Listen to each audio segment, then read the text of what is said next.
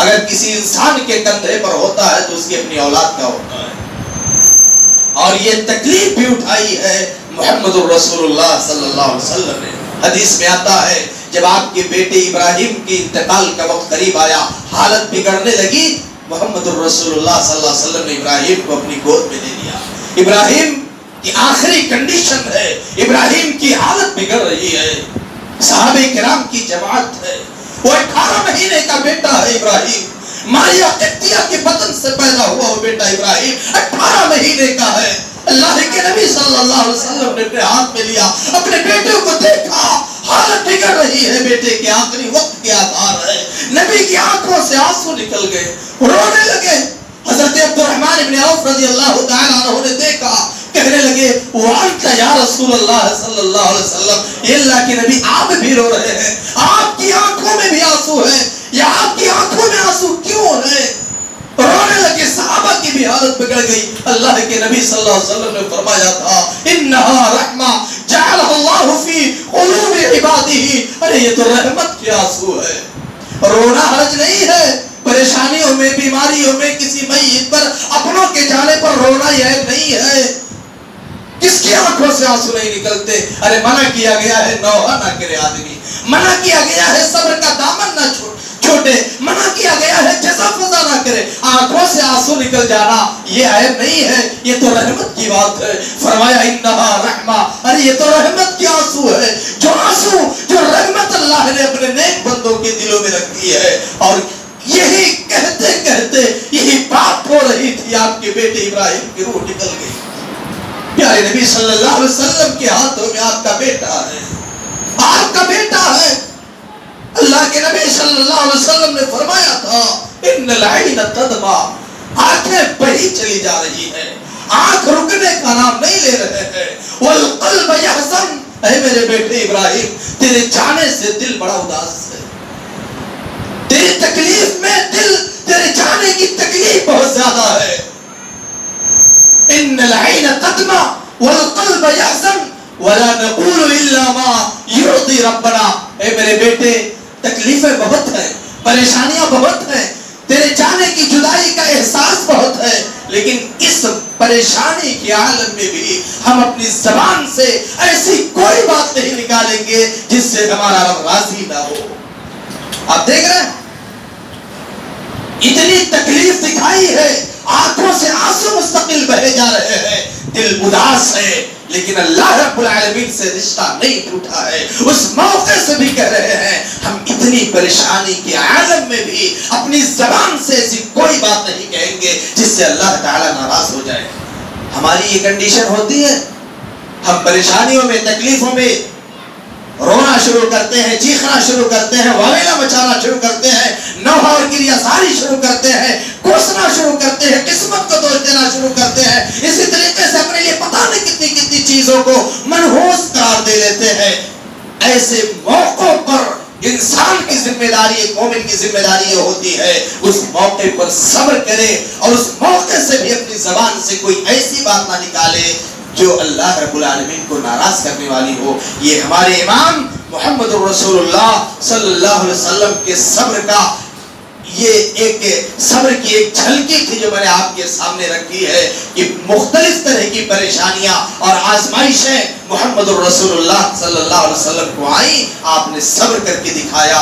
میں کہہ رہا تھا صبر ہم اس لیے بھی کریں کہ صبر یہ انبیاء کا طریقہ ہے، انبیاء کا شیوا ہے، اور کچھ انبیاء کے میں نے تذکرے آپ کے سامنے رکھے. کتنا وقت ہم صبر،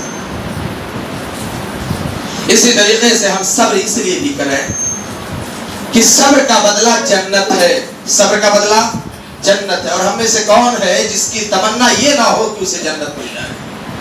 ہم میں سے ہر شخص کی خواہش اور تمنا یہ ہے کہ اللہ کی جنت مل جائے. صبر کرنے سے اللہ رب العالمین کی جنت ملتی ہے. اور اس سے پہلے یہ بھی یاد رکھیے گا اللہ تعالیٰ نے صبر کا بدلہ بتایا کہ ہم صبر کرنے والوں کو بے حساب اجر دیتے ہیں.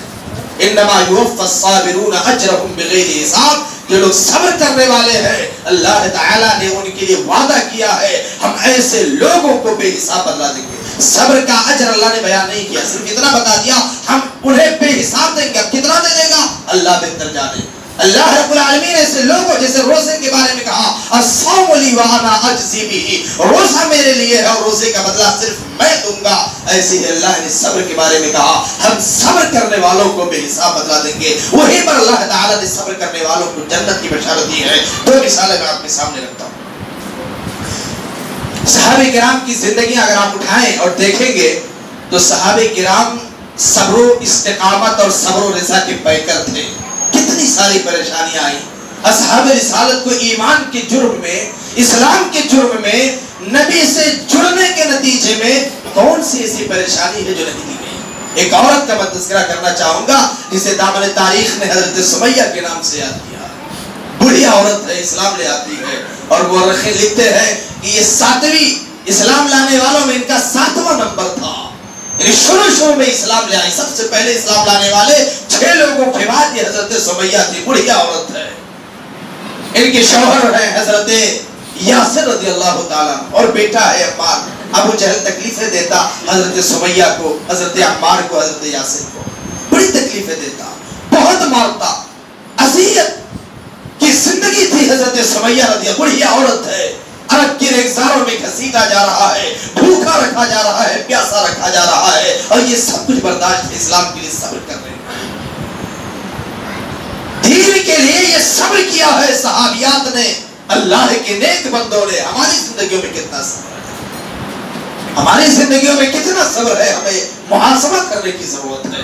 دنیا کی ساری نعمتیں ہم استعمال کر رہے ہیں، اللہ نے عزت میں رکھا ہے، اللہ نے خوشحالی میں رکھا ہے، اللہ نے اتنا کچھ نوازا ہے، پھر بھی ہماری زبان پر، ہماری زبان سے ناشکری کے کلمات ادا ہوتے ہیں۔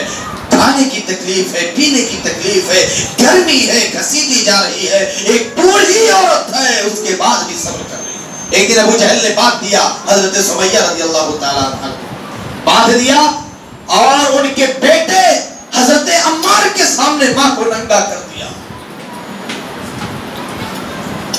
مورخین نے لکھا کہ ابو جہل اپنے بتوں میں سے کسی بت کا ایک نمونہ لا کر کے پیش کرتا اور کہتا ہے اسی کو تم ایک بار مان لو کہ اس کے اندر بھی نفع نقصان کی طاقت ہے۔ سمیہ ایک بار یہ سمجھ لو کہ اس کے اندر بھی نفع نقصان کی طاقت ہے۔ ایمان والی بندی ہے، اس نے انکار کیا۔ مورخین نے لکھا ہے ابو جہل ناراض ہوا، بیٹے کے سامنے حضرت سمیہ رضی اللہ تعالی عنہا کی شرمگاہ میں برچھی ماری، اور وہ درد اب اندازہ کرے، بڑھی عورت ہے، کمزور عورت ہے، وہ درد کتنا شدید رہا ہوگا، وہ تکلیف کتنی بھیانک رہی ہوگی، اس تکلیف اور درد کو برداشت نہ کر سکی اور حضرت سمیہ رضی اللہ تعالیٰ عنہ شہید ہو گئی۔ یہ اسلام کی پہلی وہ خاتون ہے جنہوں نے اسلام کی راہ میں اپنی جان کا نذرانہ پیش کیا۔ آج ہمارے بازو میں قوت ہے، طاقت ہے، اللہ نے نوازا ہے، اپنی کی زندگی دی ہے، خوشحالی ہے، تندرستی ہے، اللہ رب العالمین نے بہت ساری نعمتوں سے نوازا ہے، لیکن ہم کبھی اگر پریشانی آتی ہے تو ہم شکوہ کرنے لگتے ہیں اور صبر کا دامن ہمارے ہاتھوں سے چھوٹ جاتا ہے۔ اپنی جان کا نذرانہ پیش کر دیا، صبر کرتے کرتے شہید ہو گئے، لیکن کفر کو قبول نہیں کیا، اسلام کے ساتھ سودا نہیں کیا حضرت سمیہ رضی اللہ تعالیٰ عنہ نے۔ ایک عورت ہے، صحیح بخاری کی روایت ہے، ایک عورت اللہ کے نبی صلی اللہ علیہ وسلم کے پاس آئی، میں نے بتایا کہ صبر کا بدلہ جنت ہے۔ یہی یہ بات بھی یاد رکھیے کہ جب تکلیفیں دی جا رہی تھی، پریشانیاں بڑھی تھی، پیارے نبی صلی اللہ علیہ وسلم ایک بار گزرے، دیکھا حضرت سمیہ تکلیف میں ہے، یاسر تکلیف میں ہے، عمار تکلیف میں ہے۔ اللہ کے نبی صلی اللہ علیہ وسلم نے فرمایا تھا صبرن یا آل یاسر فإن موعدکم الجنہ، اے یاسر کے گھرانے والوں صبر کرو، تمہارا ٹھکانہ جنت ہے، اللہ کی جنت تمہیں مل کے رہے گی۔ دنیا میں بھی اللہ کے نبی صلی اللہ علیہ وسلم نے جنت کی بشارت دی، تو ہمیں اس لیے بھی صبر کرنا ہے کہ صبر کا بدلہ جنت ہے۔ حضرت عبداللہ ابن عباس رضی اللہ تعالیٰ عنہ اپنے ایک شاگرد حضرت اکرمہ سے کہنے لگے، اے اکرمہ کیا میں تمہیں ایک جنتی عورت نہ دکھاؤں، ایک جنتی عورت نہ دکھاؤں؟ انہوں نے کہا ضرور دکھائیے، صحابی عبداللہ ابن عباس سے، بخاری کی روایت ہے، کہا ضرور دکھائیے۔ کہا اس کالی کلوٹی عورت کو دیکھ رہے ہو؟ کہا اس کالی کلوٹی عورت کو دیکھ رہے ہو؟ کہا ہاں۔ کہا یہی وہ عورت ہے، یہ بڑھیا ہے اللہ کے نبی صلی اللہ علیہ وسلم جب زندہ تھے تو آپ کے پاس آئی اور اس نے کہا اے اللہ کے نبی انی اسرع واتکشف، مجھے مرگی کی بیماری پڑتی ہے۔ اس عورت نے کیا کہا؟ اللہ کے نبی صلی اللہ علیہ وسلم مجھے مرگی کی بیماری ہے، اور جب بیماری آتی ہے مجھ پر دورے پڑتے ہیں تو میں جب بے ہوش ہوتی ہوں تو بے پردہ ہو جاتی ہوں، میرا سطر کھل جاتا ہے، شرمگاہ کھل جاتا ہے۔ فَدْعُ اللَّهَ لِي أَن يُعَافِيَنِي، اللہ کے نبی میں اس لیے آئی ہوں کہ تکلیف زیادہ ہے، آپ دعا کر دیجئے کہ اللہ تعالی مجھے ٹھیک کر دے، مجھے عافیت دے۔ پیارے نبی صلی اللہ علیہ وسلم نے اس کی بات سنی۔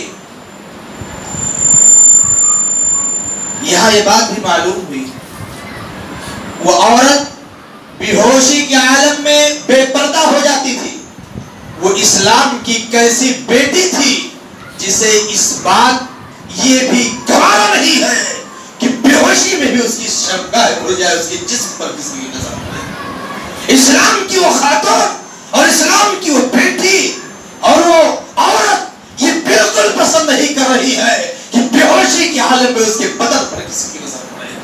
اور آج جس معاشرے میں ہم جی رہے ہیں، جس سماج کا ہم حصہ ہے، ماں اور بہنوں کے کپڑے کا عالم، ماں اور بہنوں کے فیشن کا عالم، اور اسلامی خواتین کی بود و باش، رہن سہن اور مارکیٹنگ، اور اسی طریقے سے ان کا چلنا پھرنا، اور اسی طریقے سے دعوت شہوت اور گناہ دینا، یہ ساری چیزیں معاشرے میں کس قدر عام ہے، یہ سیکھنے کی ضرورت ہے۔ اسلام کی وہ بیٹی ہے، بے ہوشی کے عالم میں نہیں چاہتی اس کے بدن پر نظر پڑے، اور یہاں آج زیب و زینت اختیار کی جاتی ہے۔ کتنی ایسی اسلامی خواتین ہیں جو اسی لیے زیب و زینت اختیار کرتی ہیں تاکہ دیکھنے والا ان سے لذت حاصل کرے۔ افسوس کی بات ہے، کہاں وہ خیرت تھی، آج کی خیرت کہاں ہے۔ فرمایا دعا کر دیجئے میں ٹھیک ٹھاک ہو جاؤں۔ نبی صلی اللہ علیہ وسلم نے فرمایا ایک شیر دی، صبر دی فلکی الجنہ، کہا دیکھو اگر تم چاہتی ہو کہ تم صبر کرو، برداشت کر لو، اس بیماری کے ساتھ تم زندگی گزار لو، صبر کرو، تو تمہیں جنت کی بشارت ہے، اللہ کی جنت تمہیں مل جائے گی۔ وہی شیر دی دعوت اللہ یعافیہ کی، اور اگر تم یہ چاہتی ہو کہ میں تمہارے لیے دعا کروں، ٹھیک ہے میں تمہارے لیے دعا کر دوں گا، میں تمہارے لیے دعا کر دوں گا، اور اللہ تعالیٰ اس بیماری سے تمہیں ٹھیک کر دے گا، عافیت دے گا۔ لیکن اتنی بات ضرور ہے کہ اگر صبر کرتی ہو تو صبر کا بدلہ جنت ہے۔ اس عورت نے سنا، اس خاتون نے سنا، اللہ اکبر، اس نے کہا بل اصبر یا رسول اللہ، کیونکہ جنت کا سودا ہو رہا ہے، اور جب بات جنت کی ہو تو اس سے بڑا، اس سے قیمتی سودا کوئی سودا نہیں ہو سکتا۔ اس نے سنا اس بیماری کے ساتھ اگر میں زندگی گزارتی ہوں اور صبر کرتی ہوں تو اس کا بدلہ جنت ہے۔ کہنے لگی یہ اللہ کے نبی صلی اللہ علیہ وسلم مجھے جنت چاہیے، مجھے یہ بیماری منظور ہے، لیکن ایک بات ضرور ہے، اتنی دعا آپ اللہ سے کر دیجئے، یہ بیماری باقی رہے ٹھیک ہے، لیکن بیماری کے آنے کے بعد جب بے ہوشی اور دورے مجھ پر پڑے تو میری شرمگاہ نہ کھلے، میں بے پردہ نہ ہو جاؤ۔ اللہ اکبر۔ اللہ کے نبی صلی اللہ علیہ وسلم نے اس لیے دعا کر دی۔ میرے بھائی اور بزرگوں، جو بات سمجھ میں آئی، جو پیغام ملا کہ صبر کا بدلہ جنت ہے، اور جنت سب سے قیمتی سودا ہے، اور یہی ہم سب کی عبادتوں کا، ریاضتوں کا، محنتوں کا، طاعتوں کا ثمرہ، خلاصہ، نچوڑ، اور یہی مقصود اور منظور ہے، اور یہی اصل کامیابی ہے۔ تو ہمیں سب اس لیے بھی کرنی ہے تاکہ اللہ رب العالمین کی جنت کی راہ ہمارے لیے آسان ہو سکے۔ اسی پر میرا وقت ختم ہوا، میں دعا کرتا ہوں اللہ رب العالمین سے کہ مولا کائنات کتاب و سنت کی روشنی میں جو باتیں کہی گئی ہیں ہم سب کو اس پر عمل کرنے کی توفیق عطا فرما۔ رب العالمین ہم سب کی حفاظت فرما، رب العالمین ہماری اس مجلس کو قبول فرما، رب العالمین ہماری اس بیٹھک کو قبول فرما، رب العالمین جس طرح ہم یہاں بیٹھے ہیں کل قیامت کے دن جنت الفردوس میں ہمیں بیٹھنے کی سعادت نصیب فرما۔ رب العالمین جملہ باشندگان وطن کی حفاظت فرما، رب العالمین عالم اسلام کی حفاظت فرما، رب العالمین جو پریشان حال ان کی پریشانیوں کو دور کر دے، رب العالمین جو مصیبت زدہ ان کی مصیبتوں کو ختم کر دے، رب العالمین ہمیں جب تک دنیا میں ایمان و اسلام و استقامت کی زندگی عطا فرما، جب ہمارا خاتمہ ہو ایمان پر ہو، اسلام پر ہو، آمین۔ وآخر دعوانا الحمدللہ رب العالمین۔ السلام علیکم۔